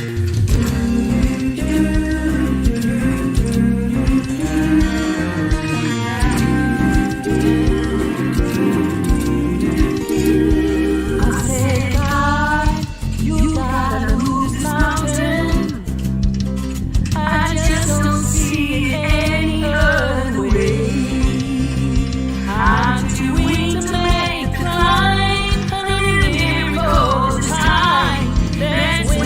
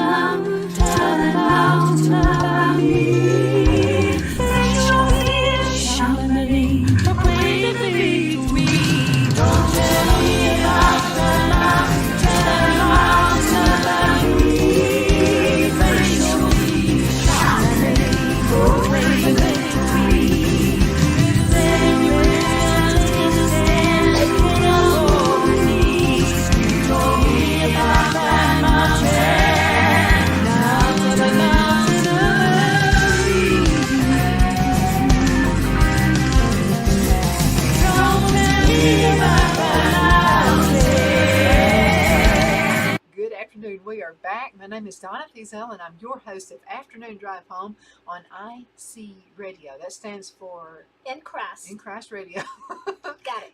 Yeah, got it. And so that's what it stands for. But thank you again so much for listening every day, Monday through Friday, from 1 to 3 p.m. Central. We truly appreciate you listening to the station and to this show. And sending me little compliments. I'm going to tell you what, that makes my day. And so there's one lady, and her name is Deborah. And every single morning, she sends me a good morning message. And then before I go to bed, she sends me one that says, hope you have a great night. Who's that? Her name is not you. It's another baby. She thought I was talking about her. No. No, you wish me happy days. I You do that. But this is one of our listeners. And so she's done this for years. Oh my And goodness. she'll just send me. And Deborah, I appreciate you doing that. See I really that. do. So that's so awesome. That you don't know how that makes my day. It most certainly does. But listen to us every day, and also the weather report and the traffic report. I like the traffic report. I'm going to tell you what. I thought about the traffic report at the Cattle Stampede Steakhouse. I presented it to them, and they loved the idea because a lot of folks go to the doctor, and it may not be right in here. You may Right. have to go to Chattanooga Birmingham. or whatever. Yeah. Well, you want to know what roads are being closed because it's like every road in the world is being closed now. There's a lot of road work going on Yeah. in the southeast, which it needs to be done, but when it's being done, we don't like it. It's like, No. oh no, We're complaining. no. We got to go a different route. So. Yeah, so you have to. So sometimes you have to do that. You have to go into a reroute. But I'm going to tell you the one that's the most aggravating, and this is the one that's at Cochran's Corner when you're on 75 from Geraldine going south into Albertville. Really? They have, I don't know what in the world. What are y'all thinking of? So what they did is they I don't know what they've done, and it's really confusing. And then like when you're going out on one of those side roads, like from Kilpatrick coming out, you can't just go across 75. You've got to turn and go around this medium that they've got before you can go south. So you're coming, you've got to go north, turn around the median. Like one of them And go- turnabout This things. is the dumbest. I'm sorry. If whoever came up with this idea, that's a dumb one. And I think it's going to cause more accidents than ever being done that way. And then the same deal when you're going out of Kilpatrick. Yeah. You can't just go across. You've got to turn to the right and maneuver around somehow. That sounds like one of them turnabout things. Yeah, but that's for big cities, not for little crossroads. We got one in Asheville. Do you? Yeah. Yeah. You gotta do like you said. Yeah. All this stuff. It's really confusing. I mean, it really, and we're from here. I can Yeah. only imagine people who are not from this area. Yeah. It has to be causing more accidents because a red light would have been sufficient. And I would have fussed Would for a that? while. I would have been fussing. I would have said a red light. What are we going to red light for? But it would be better than what they've got in place now. There's a down in Pelham where I'm gonna get in trouble. My daughter lived down there, and she lived up on this mountain. Anyway, it's a circle. You go around. When you start around it, you can go to her road or go all the way around and come back around. Uh-huh. Well, the day that they moved and bought a house in Huntsville recently. So one day, me and her went to the store, and we went around that thing 3 times, just having fun. Wasn't nobody around, so we just went around. So when She doesn't go to Six Flags. She just goes there and goes around. when she got ready to move, and the movers moved left and everything, and she was in her car and I was in mine. It went through my mind. I wonder if she'll go around that thing 3 more times. Sure enough, she did. We both went around it 3 times total, and then took off. And I'm thinking it's only us. There used to be a place going to Knockalilla Falls we'd go to. And you would go, it was kind of going down a hill, and then you would go up, and then you would go just a little bit faster, and we called it Tickle Hill. Tickle Hill. Tickle Hill. Have you And- ever heard that? Tickle Yeah, Hill. Tickle Hill. It's over there like you're going towards Knockalilla Falls in Gadsden, Alabama. And they kind of leveled it off because there were too many people I was like going to us. say, is it still there? No, they leveled it off just a little bit so it wouldn't be quite so adventurous. But we enjoyed going on that hill. But yeah, just, we have different little areas in our area that, it's to us, it's significant to Yeah. us. But yeah, the traffic report has been a real good thing. A lot of folks have said, especially with gas prices being so high, you don't want to Yeah. go to the doctor knowing you've got to go down 59 No. for something, No, and they know you're going to have to wait when you can take an alternate route. absolutely. I go down Highway 11. Mhm. I stay off the interstate. Well, the Really? interstates were made to be awesome. They were made to be, and to save some time. I remember to grew up in Oxford, and Highway 78 is the way we would go to the Birmingham Zoo. Every Yeah, summer we got to go yeah. to Birmingham Zoo. And then they put I-20 in, and my parents thought that was the best thing that ever happened. Oh, wow. When And you're I-20. from Oxford? Mhm. You didn't know? I think you told me, but good gracious, I was from Piedmont, so we're just We were neighbors. We were neighbors. Been neighbors all these years. Uh-huh. And then they know it. About how that? Yeah. Yeah, my granddad was a music director at Blue Springs Baptist Church for a long time. Really? In Oxford. Mm-hmm. No wonder you play so good. Yeah. Hey, y'all need to hear her play. The piano, if I could play like that, oh, I would not stop I ever. play by ear. And, Well, her ear sounds better than well, mine. it was a long story because my parents wanted me to play, and a preacher's daughter's supposed to play the piano. You know, that's what it's So supposed your to be. dad's a preacher? He was. Oh my goodness! See, I'm learning. Let's interview you here. Yeah. So what happened? My aunt, who can play great by ear, but now she's got to have the music in front of her. Okay, she can't play without the music. Oh really? So my parents wanted her to teach me piano lessons, and I was a tomboy. And grew up in a neighborhood, there were no girls, only boys. And so we would all play football and Yeah. baseball and all that kind of stuff. So I was about 9 years old. And so I wanted to go outside. The boys were out there, and I wanted to play football. And it was baseball that day. And so my aunt said, "Okay, now I want you to don't play what you're hearing." She said, "I want you to look at the notes, and I want you to play that way." Well, I was in a hurry to get outside, so I went. It was Mary Had a Little Lamb. I'll never forget it. And I went, okay. Okay, I played it. Can I go outside now? And so she just said, "I'm not going to teach you lessons. You're never going to get it." She said, "You play by ear." And so she told my parents, she said, "Don't mess her up. She plays by ear. Leave her alone. Just let her play by ear." Well, how do you get your timing good? I don't know. But my granddad. And what he would do when he would lead music, he always had a pencil. And so we'd have the hymnal out here. And let's say it was Brethren We Were Meant to Worship. So he would look at me because I was really bad at playing it too fast. And I know it's a shock to you. But anyway, I would go dun dun dun dun dun dun dun dun dun. I would just play it like super fast, and he would go, "Now watch the pencil." And he would do this, tap the book like that. And so I would watch him instead of I Doing would your own always watch thing. him. Yeah. And that would keep me on time. Oh, Otherwise, I'd be leaving way off somewhere, and everybody else would be way behind me. So I learned by the pencil, tapping it to the book. oh, that's awesome. And he would say, and sometimes it was because, embarrassed teenager. Sometimes he would embarrass me, and now I wish he was around to embarrass me. I hear you. But he'd say, "Now, sister, you're running off."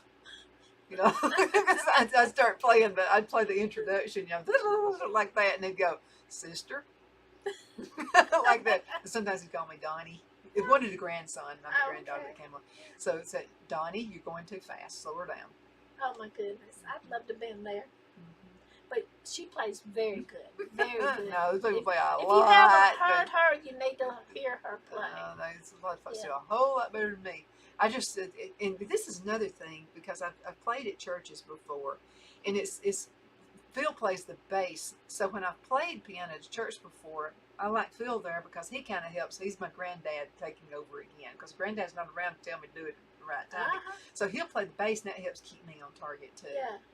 And so the thing about it, though, is I will play a song not necessarily where it is written. So now musicians love it because I can make them sound better. Yeah. Because I'm not necessarily going to put it where it is written. And I because a lot of them are written too high. Yeah. You know, and then I can change keys. I can put in whatever. So my granddad did this as well. So I would say, "How about this? You want it here?" And he'd go, "Put her up one," and then I'd just go put it up another key. Look at you. So, but I'm gonna tell you, it's embarrassing though when you go to a church you've never ever been to before, and they want you to play, and you don't have a clue where the song is written, And then the choir director says, play whatever song. Well, I'm looking at it while I'm putting it down here. But I've had a lot of times people would say, come back, because I can actually sing better in that key. Yeah. But there's something called sharps and flats. I don't have a clue about what sharps and flats are. But I do know this. People do not like singing choir music where there are sharps. They say it's the way they're written somehow. Too high. Too high? Yeah, I think. Yeah. But I like to play and sing like in the key of A, D, and E. But other people like the flats, B flat, E flat, A flat. And I thought, well, one more flat and you ain't going nowhere. It's a flat tire. If I ever played piano for you, you're going to have to go. You'll say put it in A, whatever. I'll follow you. And no, you'll have to say put her down some.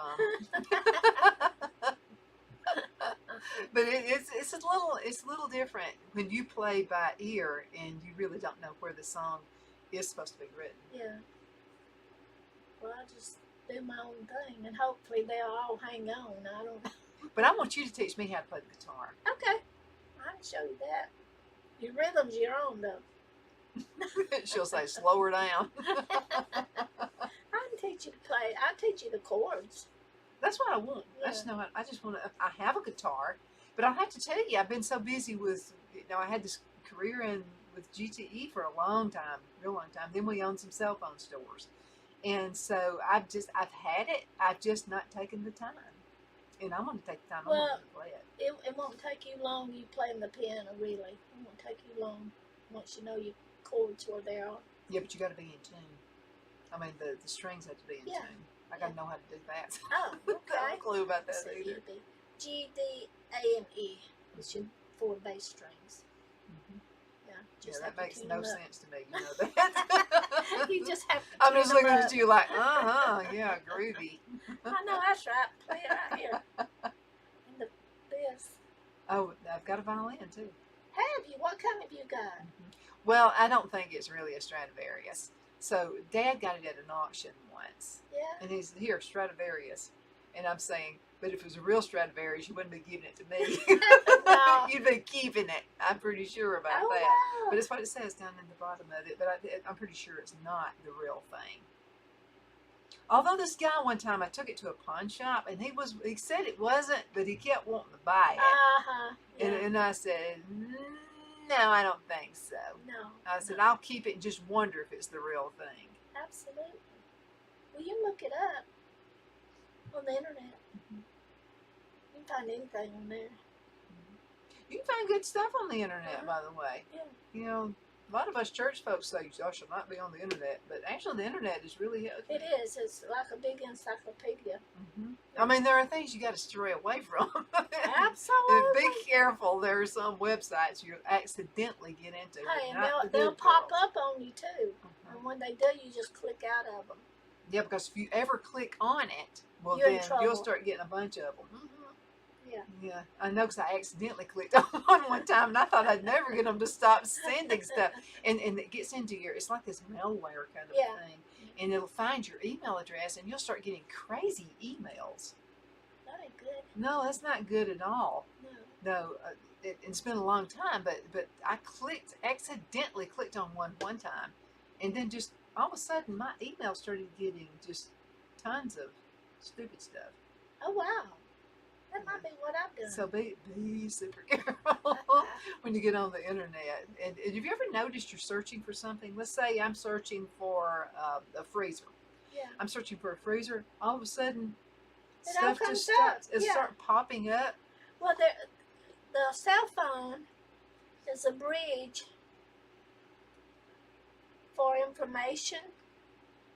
And there's some folks out there that built the bridge And that then- they can walk across and get you for everything you got. So be careful. Don't cross the bridges. don't do that. And I I'll tell just you, made all that up. no, That's you free. didn't. No, it's true. That stuff is really, really happening.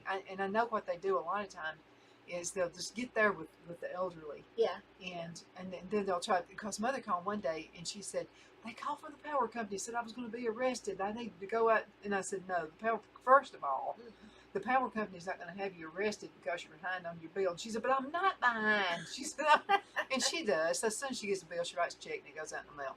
and Yeah. she's afraid she's going to forget, and then they turn the power off because she's not paid it.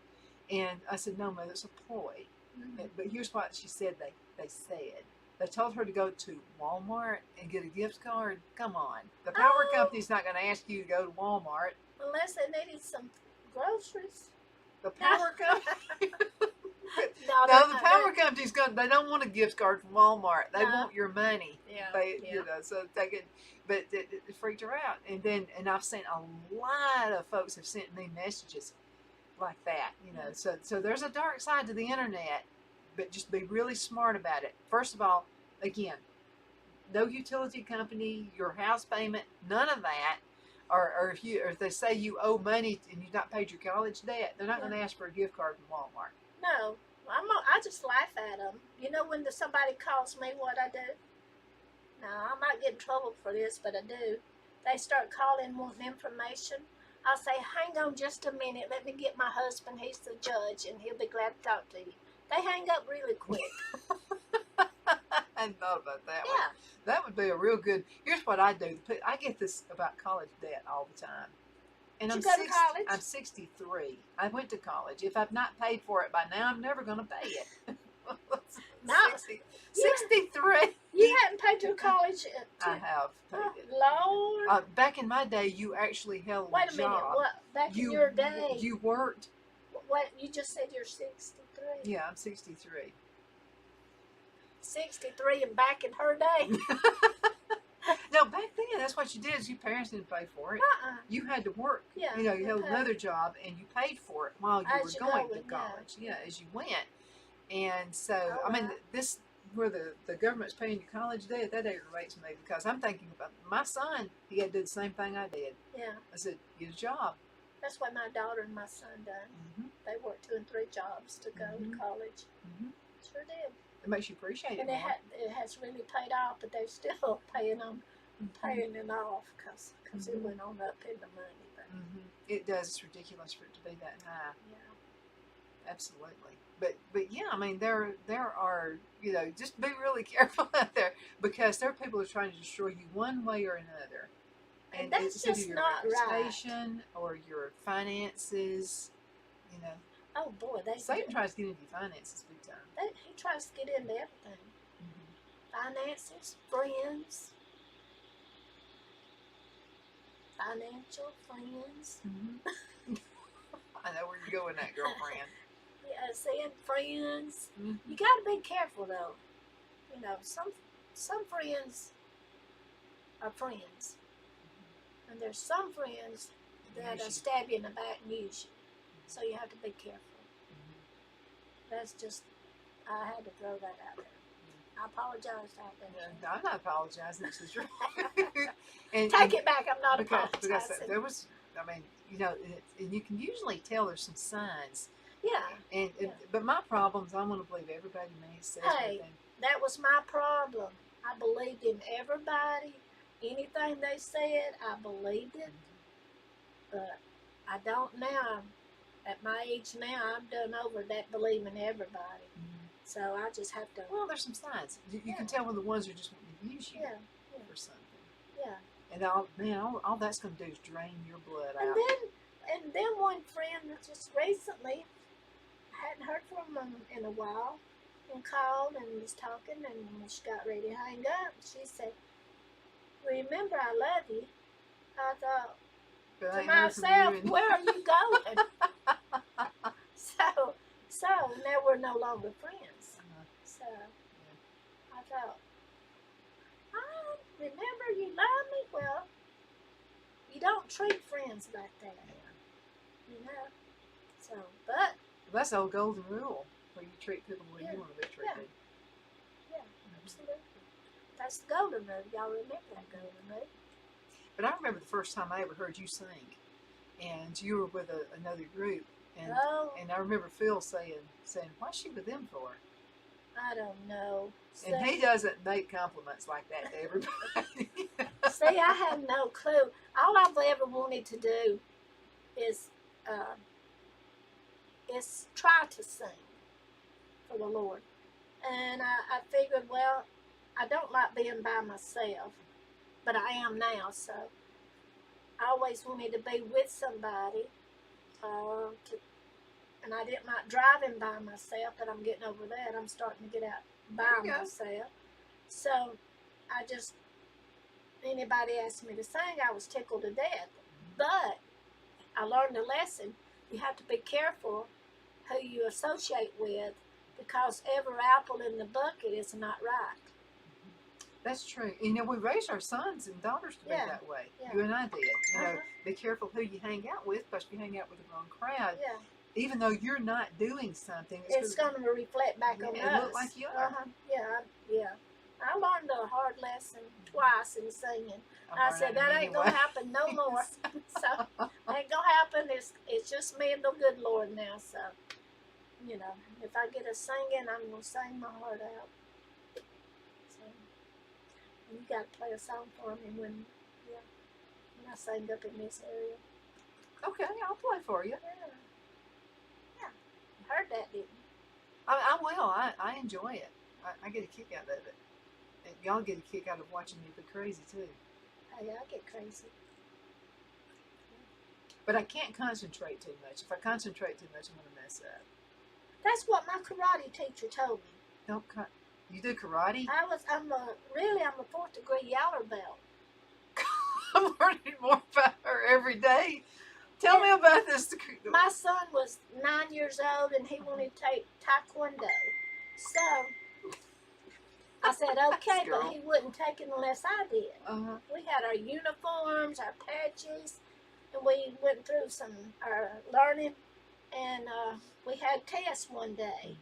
So the young people got up and done all their stance and all this stuff. And then they sat down around the wall of the room. Well, it was the mothers and dads' turn to learn to do the test. Well, I got stuck in one position like this, and I couldn't remember where to go. And my son was sitting in the floor up against the wall, and he goes, I thought, thank you, I remember.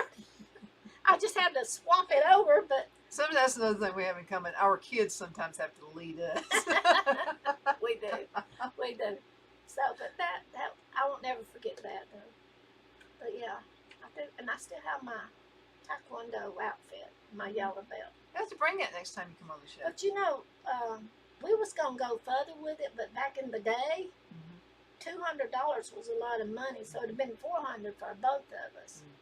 And he didn't want to go finish without me, so I said, well, I can't.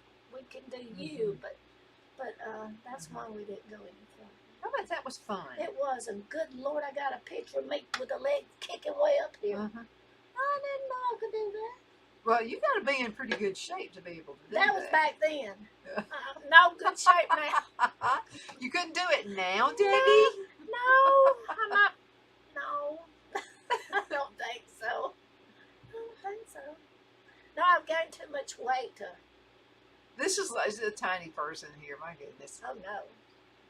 I weigh 130 pounds. Honestly. Well, it's been good to be here, and I love to watch. I think her name's Mary Scott when she's on here. I love to listen to them sing. They're a good group. Yeah, they actually sing the intro and the outro on the show. Yeah. And so, yeah, I mean, they wrote that song. Yeah. I heard that on there. That's awesome. That's amazing how y'all write songs. Well, I didn't do it, the Lord did. And I hope. But that's what she says. That's another thing I've noticed. The best songwriters, they say, I didn't do it. God just gave it to me. Yeah. To see. But mine, they're there. But I would love to sing a lot more than I'm doing right now. About a minute left in this segment. How can folks find your music? Let's talk about that again. You can find my music on YouTube, Cordelia Ladora Bryan. That's a mouthful. That's my legal name. Debbie's a nickname. Or you can go on Spotify or iHeartRadio. You can listen to it on I See Radio is a good place to be listening to it and request it. So, Thank you for that. yeah, I See Radio. Y'all call them in and request the old love letter. That's number one that's going pretty well, or was. It's dropping down, so let's get it up a little bit now. And Or go check out some of her other music. yeah, Now, another thing y'all can do, I think you're just putting in one song, you can type in the artist's name. You can just type in her name and it'll pull up a list of her songs. and then just click them all. Yeah, you can do that as well. Well, folks, thank you so much for watching. We're going to have to go into a commercial break. Debbie, thank you for coming on the show. Thank you for having me.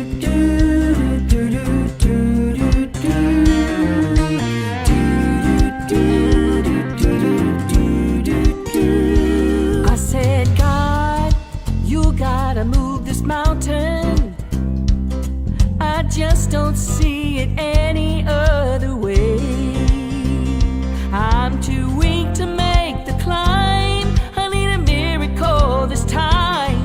That's when I heard the voice from heaven say, don't tell me about that mountain, tell that mountain about me.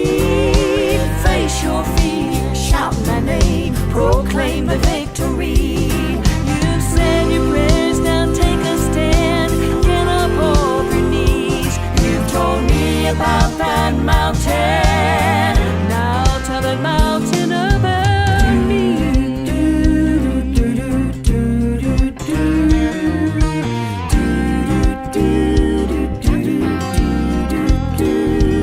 Introduce the problem to the answer, and you will see that problem